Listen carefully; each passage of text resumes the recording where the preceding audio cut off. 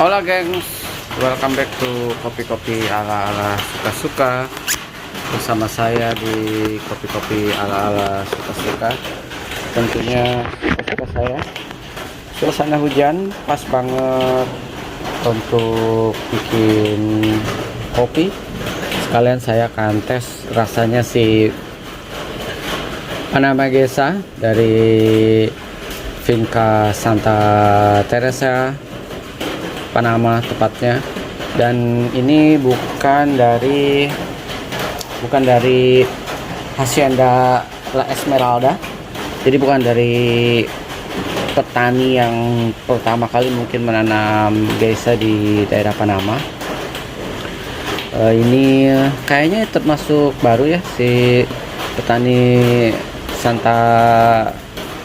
Finca Santa Teresa ini termasuk baru, kayak around 97-an dia kayaknya mendirikan perusahaannya, dan di sekitar 2000-an lah dia baru membeli kopi untuk memperluas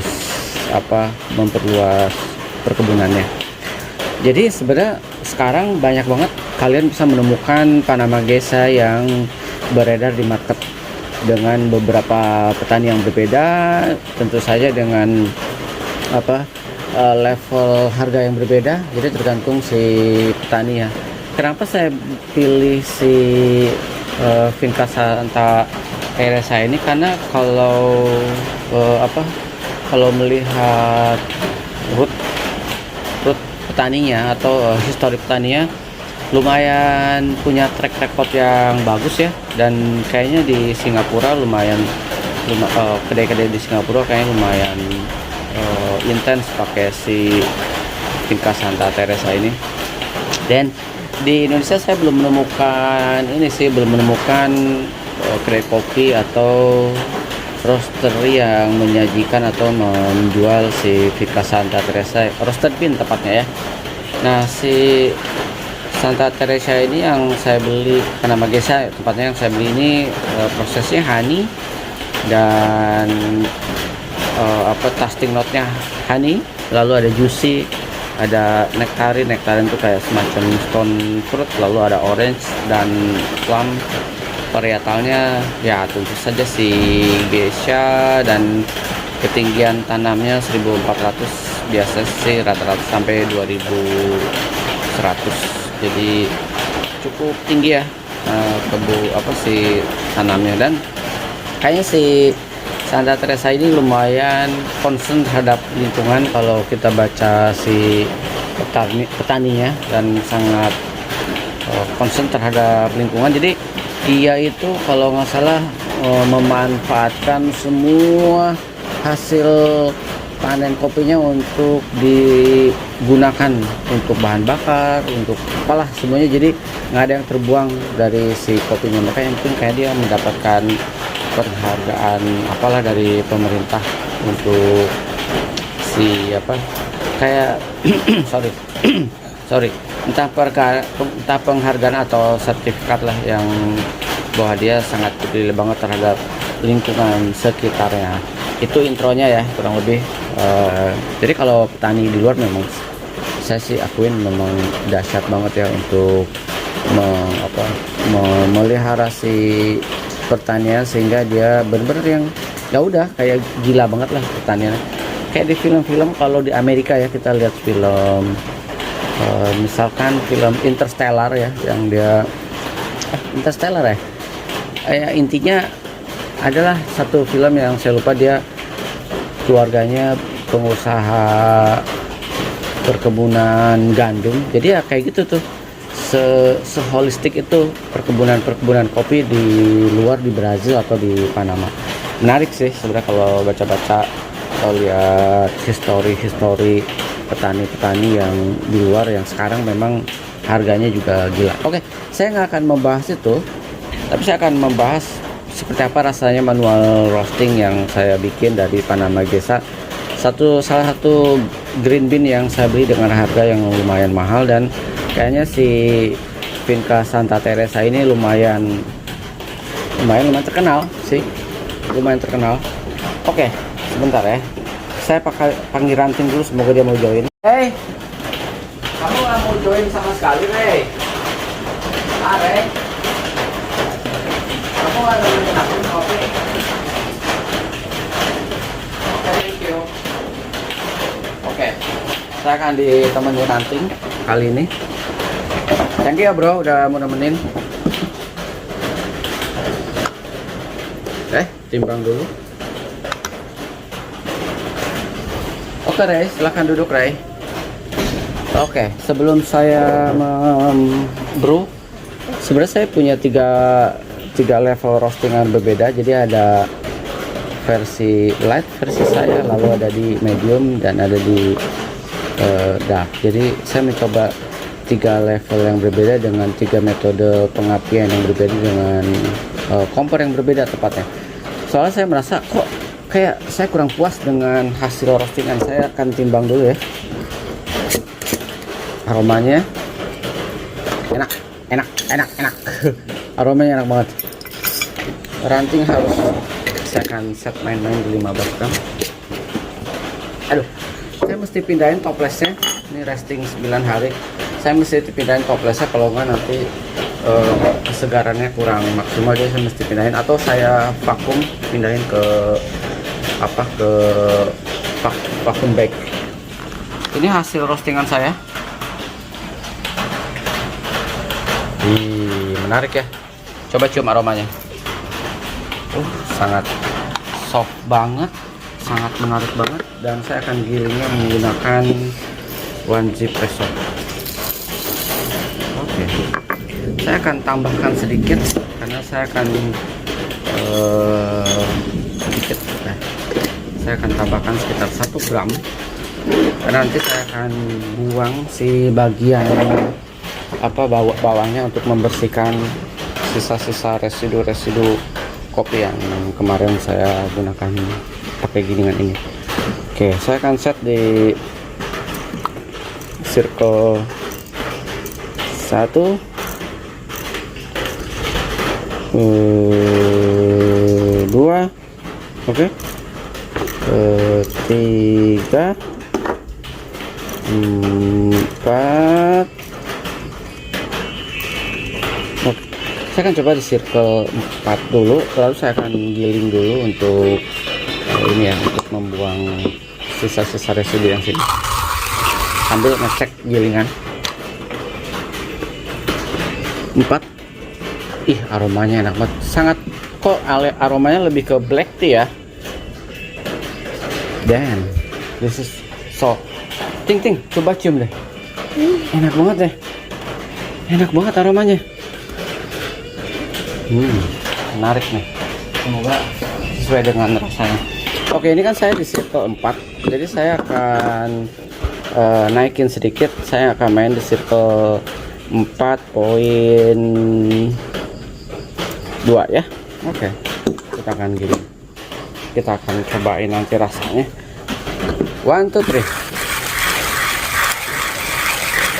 3. Nanti cobain ya.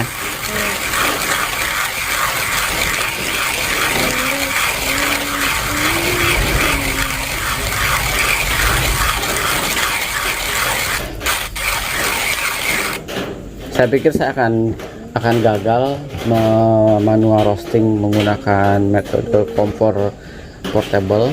Saya takut pengapiannya kurang sempurna karena dia panen 2019. Jadi sama kalau panen 2019, kalau saya merasa kayak secara struktur green beannya ada sedikit perubahan di bagian moisturnya per beannya. Jadi sama saya takutnya, hasilnya takutnya mengecewakan ya. Ternyata somehow ya oke lah ya, untuk gradasi colornya menarik sih, maksudnya nggak belang bonteng. Nah, Hani, oke. Suhu, saya akan main suhu di 94 derajat Celcius. Yes, saya akan basahin dulu ya. Oke, basahin dulu.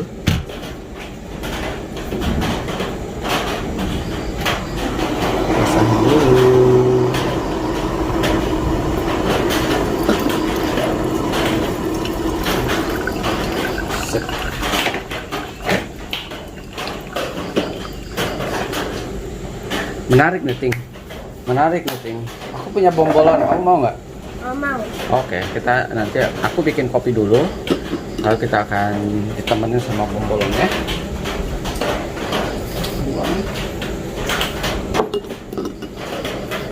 Suhu, yes. Suhu cukup 94 derajat Celcius.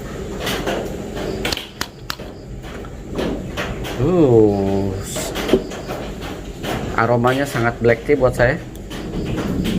Ada aroma fruity sedikit. Aduh, salah satu part yang paling menyenangkan di dunia kopi-kopi ala-ala suka adalah menggiling lalu mencium hasil gilingannya. Itu kadang bikin orang rumah langsung, aduh ini kopi enak banget ya gitu. Tentu kita akan main-main ya. Saya nggak akan neko-neko dengan apa, dengan si bentuk apa nih, bentuk apa Rey? Saya biarkan saja as it is. Kita akan ini kan 15 gram. Kalau orang itu kalau dia punya gramasi di 15 gram, dia main air di 250. Kalau saya biasa main di 220, 180 sampai 220. Tapi kita akan coba, ini saya akan main di 220 atau sampai 230 ya. Oke, brew pertama.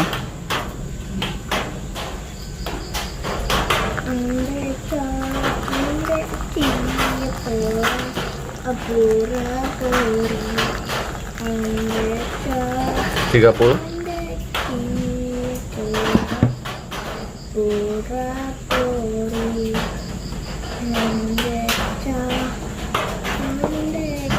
Sekitar 40 detik saya diamkan.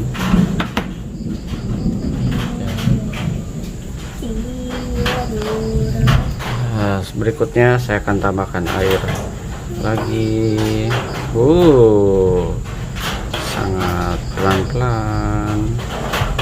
Saya tambahkan air sekitar 100. Saya besarkan di tengah.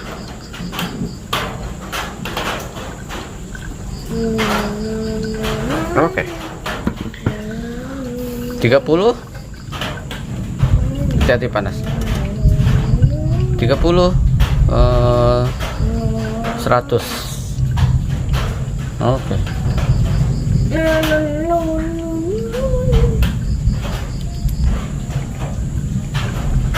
Aromanya smooth banget ya, soft banget, sangat menggoda sekali ya. Oke, saya akan kasih lagi.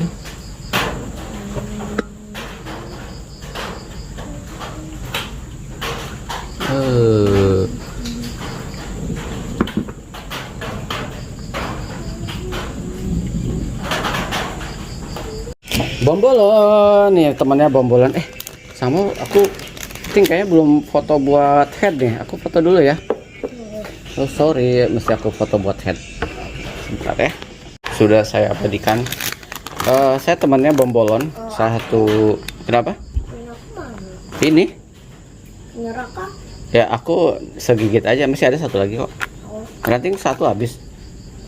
Ya habis lah. Oh yaudah, Raka coba segigit dulu ya. Bukan, maksudnya dibelah dua satu. Oh, separuh-paruhan. Oke. Tapi ini nggak aku angetin, nggak apa-apa ya. Dingin ya. Aku lebih suka dingin soalnya. Nanti mau yang gede apa yang kecil? Yang ini. Yang gede. Oke, selamat makan bro. Sambil kita ngobrol closing ya. Enak banget. Salah satu makanan idola saya kalau ke Starbucks, bombolon atau donat, glass donat sih. Itu juga enak. Kita akan closing ya. Ya, enak kan? Kalau dipanasin melting. Enak. Kenapa? Ya enak kalau beku. Nggak enak. Enak, oke. Oke sip. Saya akan ngopi dulu seteguk. Ini kalau dicium kayak gini, nih, Ini black tea bro. Deketin hidungnya. Iya kan? Aroma teh nggak sih? Teh dikit sama kayak ada jagung. Tetap dia ada jagungnya. Ya ini teh.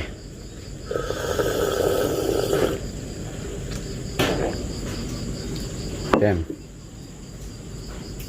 Oke teman-teman, saya bersyukur banget sebenarnya tren kopi specialty beneran itu kembali lagi booming di Indonesia dan di Jakarta tepatnya, dan semakin banyak seller green bean aware bahwa specialty itu traceability-nya harus terjaga, terlihat, dan orang bisa trace kopi yang saya minum ini dari mana rootnya. Bukan specialty ala-ala, bukan specialty kaleng-kalengan, walaupun saya roasting dengan ala-ala ya, tapi seperti yang pernah saya bilang, 60% itu adalah ada di green bean, lalu 30% bagaimana kita merosting, dan 10% adalah membrew. Jadi buat saya membrew itu buat saya sepele banget. Sama orang masih sangat sangat mementingkan bagaimana cara membrew, tapi kalau saya mementingkan bagaimana bean yang saya miliki. Dan kalau masalah brew, apapun yang kalian lakukan atau apapun yang saya lakukan dengan bean yang memang basicnya udah 90% mumpuni, saya percaya sih brew dengan cara apapun tetap akan create rasa yang enak. Cuman tinggal bagaimana intensitas yang akan dibangun oleh si pengopi aja sih. Kalau ini nih kayak 15 dengan air saya set di 220, itu ya udah gitu, dia akan dapat intensitas kopi yang lebih punya body tapi soft.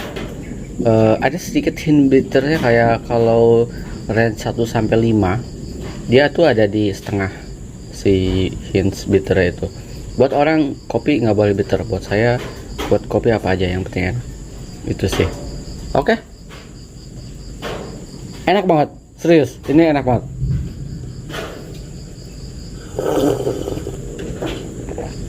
Ini kopi yang akan ditemukan di kopi Indonesia sih, beneran.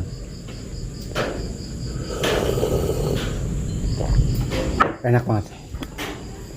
Saya sih nggak nyangka ternyata dengan manual brew, dengan manual roasting bisa create rasa yang enak ini ya. Apalagi kalau pakai alat roasting yang sangat mumpuni banget, harusnya dia bisa lebih gila lagi sih. Tapi ya udah, saya cuma ada alat-alat ala-ala, jadi kita coba maksimalkan yang ada, dan ternyata rasanya cukup menyenangkan.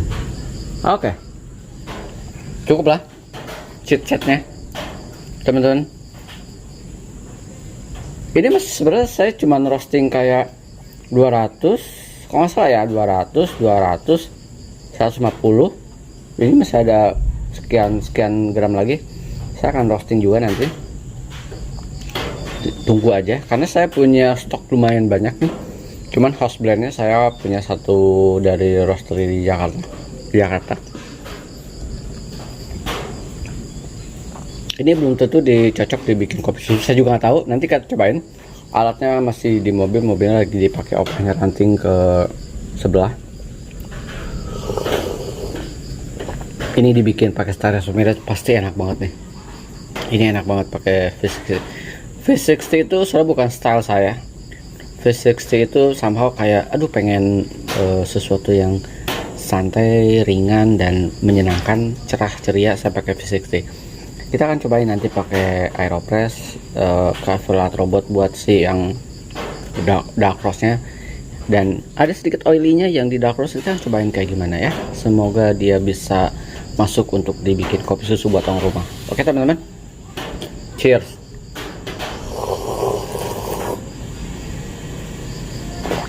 Sampai ketemu di kopi-kopi ala-ala berikutnya. Ciao.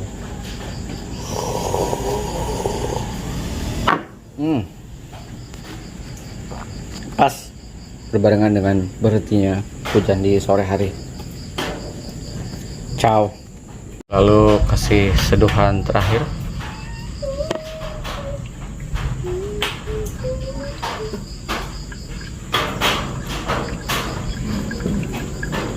Oke. Sip.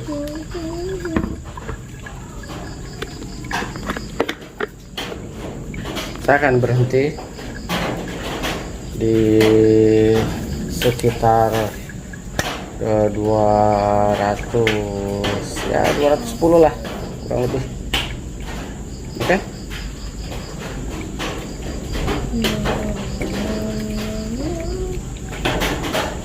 Oh damn, aromanya enak banget. Saya diamkan dulu deh. Enak banget aromanya. Udah cukup.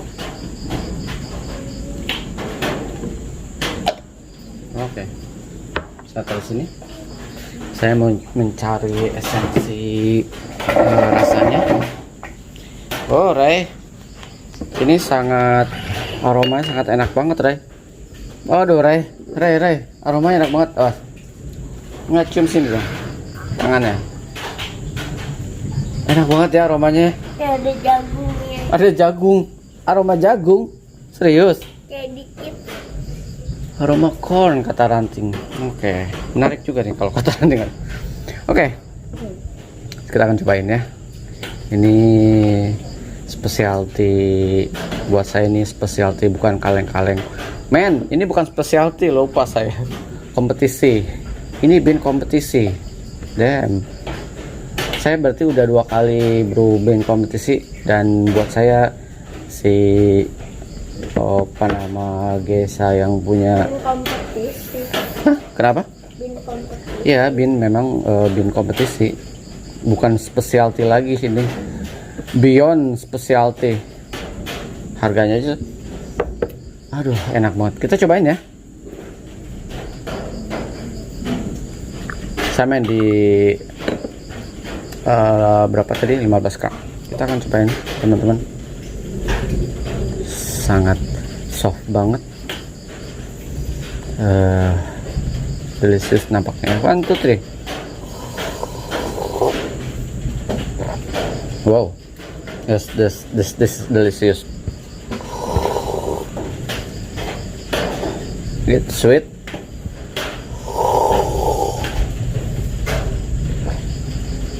soft. Kalau kata ranting ada jagungnya. Kalau kata saya ada sense tea-nya, orange-nya. Kalau plum udahlah ya. Kita semua jarang minum plum. Seminum plum, makan plum. Oh juicy, honey.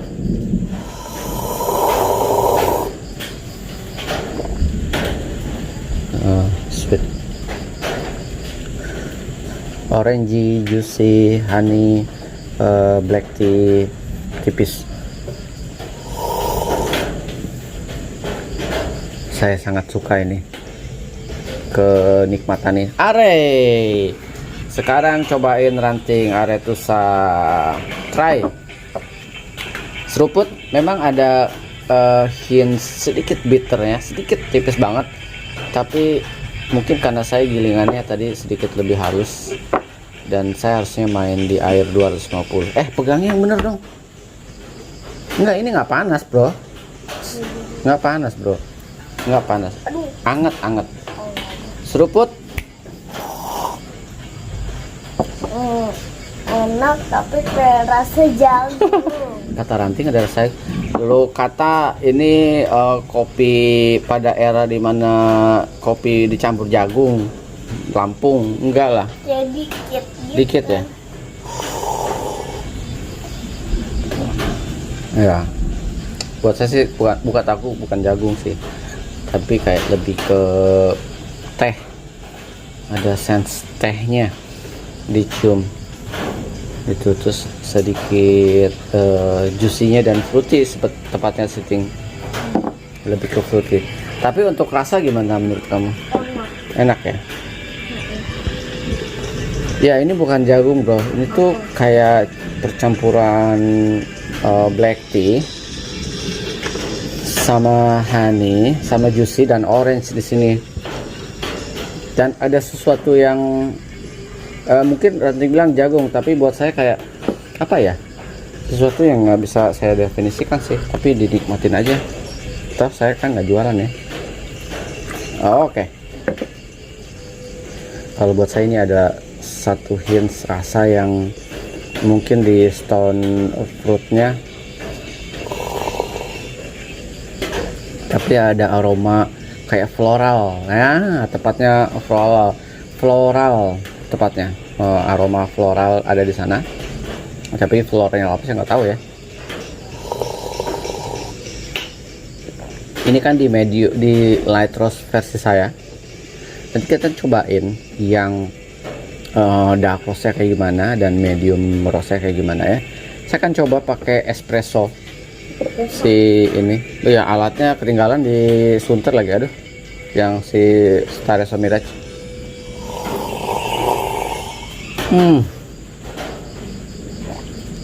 Lembut banget dan sweet banget, acidity-nya tipis banget.